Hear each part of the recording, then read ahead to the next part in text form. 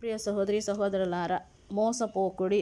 చెప్పుకుందాం. దేవుడు మనుషుల్ని మంచి చేయమనే చెబుతారు, కానీ కీడు చేయమని ఎప్పుడూ చెప్పలేదు.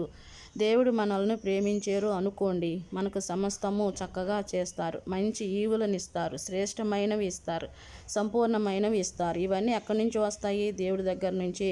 దేవుడు మనల్ని ఆనందంగా సంతోషంగా ఉంచాలి అని చూస్తున్నారు. అయితే ప్రియ దేవుని బిడ్డలారా, ఇప్పుడు మనుషుల్ని చూడండి. మనుషుల వల్ల నీ జీవితం చిన్నాభిన్నం అయిపోతుంది. ఎందుకు?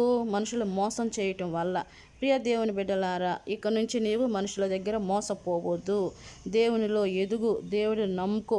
ఆకాశం మందున్న దేవుని వైపు చూడు. నీ జీవితం మెరుగుపరచబడాలి అంటే నీవు దేవునిలో ఎదగాలి. రక్షణ పొందావా లేదా? దేవుని యందు భయభక్తులు కలిగి నీవు రక్షణ పొంది దేవుని బిడ్డగా మారి దేవుడిచ్చే మంచి ఈవులను, శ్రేష్టమైనవి, సంపూర్ణమైనవి నీవు పొందాలని ఆశిస్తున్నాను.